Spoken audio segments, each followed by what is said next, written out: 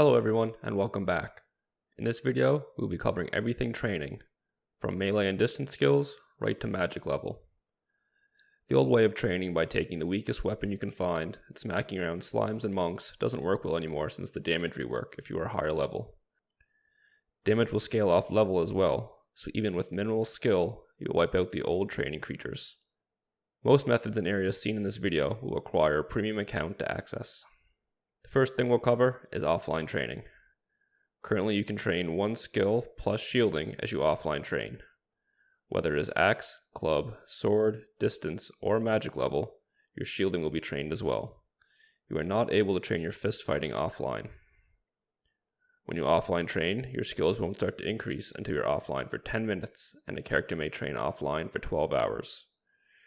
You will recover your offline training by 1 second for every second you spend online or offline not training. You can monitor how much offline training time you have available in your skill window below your stamina. I find the best method is if you are on a consistent schedule with work or school, log in when you first get home to each of your characters and renew their training.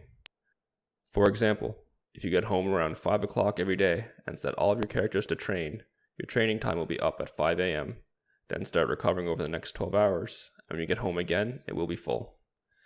I recommend having a character of each vocation that you can offline train daily as you log in. This will give you a huge head start if you do decide to ever play another vocation down the road. Now, to actually start offline training, there are training statues that you can find in most major cities. All you have to do is use them, and you will log out and begin your training. These are often found around the temple or depot, but not always. Another method, if you have an adventure stone and don't know where the statues are in the current city, is you can travel to the Adventurers Guild from the temple and use the statues there. Lastly, you can activate offline training by sleeping in a bed in a house or a guild hall.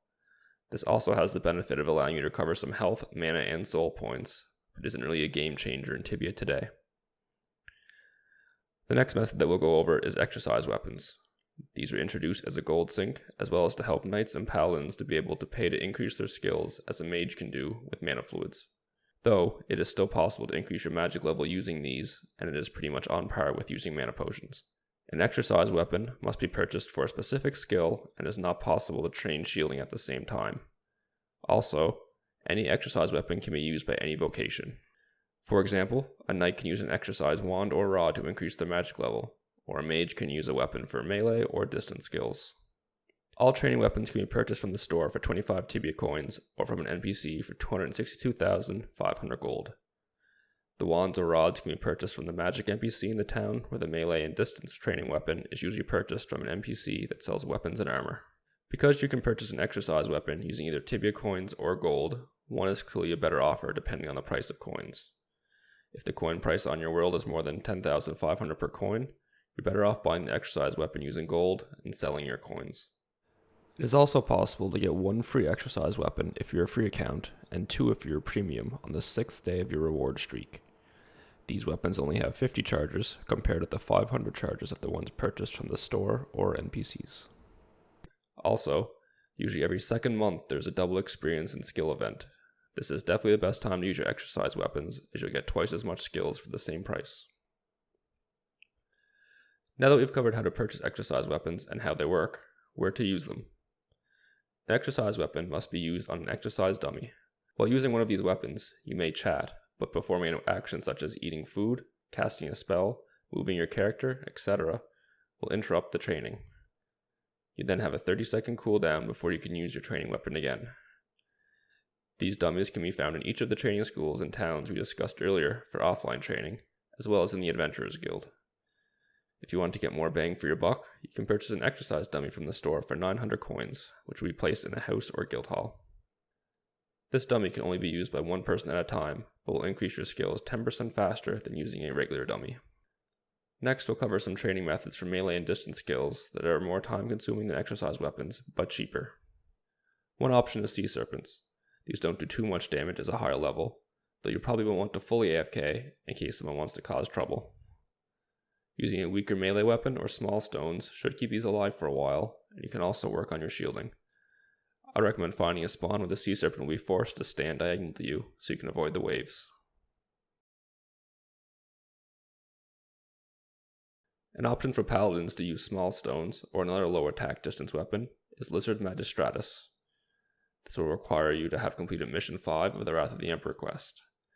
These do less damage than sea serpents, have 8,000 health, and heal themselves. If you position the lizards correctly, they can block the door and you're fairly safe to semi-AFK here. There are several floors you can do this on, but you can just experiment to find which setup you like the best. They do curse you, which can add up, and as always, you must be aware of anyone else that wants to lure on you if you're not paying attention. It also seems possible to train melee here on the first floor if you trap the Lizard Magistratus in the bottom corner. I would be careful AFKing in this position in case stuff spawns in the room to the north and comes down. Another option for melee and distance skills, as I'm sure you've heard of, is Modified Gnarlhounds. This does require to complete the Shadows of Yalahar quest. This quest can be harder for lower levels, but also you can purchase many of the items required from Blackburt. The best method to train on Modified Gnarlhounds is to use an elemental weapon or ammunition. Fire, energy, or ice will work, but earth will not. For distance training, this allows you to use flame, flash, or shiver arrows, as well as royal stars if you want to be able to AFK for a bit longer at a time or work on your shielding. As a sword or axe user, you can use a fire sword or a fire axe, but currently there isn't an option for clubs. If you do wish to take advantage of training here as a club user, you can buy a cheap imbuable weapon and imbue with either basic Scorch, Frost, or Electrify. You may want to check which is the cheapest option on your server. This will give you 20 hours of training for approximately 20 to 35,000 gold. This is unfortunate as a club user, but it's still a cheaper option than training as a paladin, so that's a plus. If you want to train shield as you are here, you can use a spell wand that can be purchased from Hogsett during the month of April. Using this spell wand, you can summon a mad sheep once per 12 hours, but the wand will disappear after use.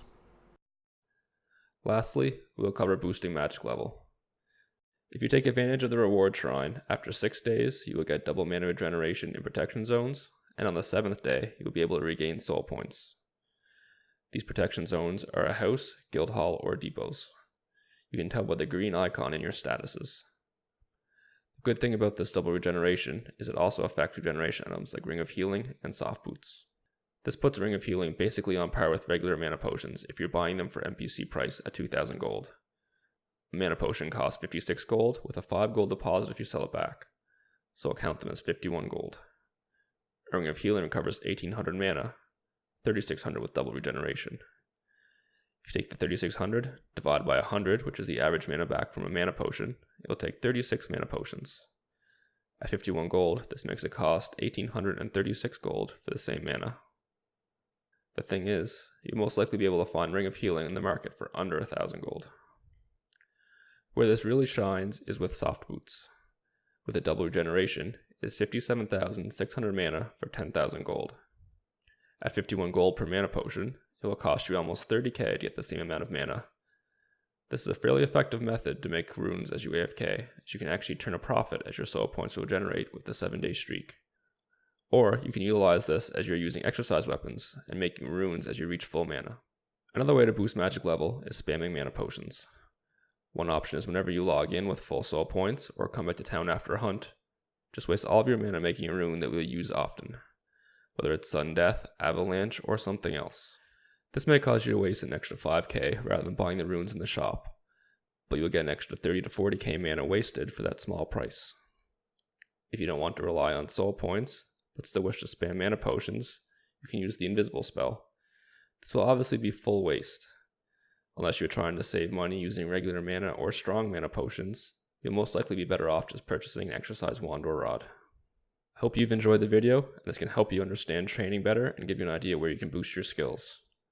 If you have any questions, or if there's anything I missed, just let me know in the comments below. See you next time.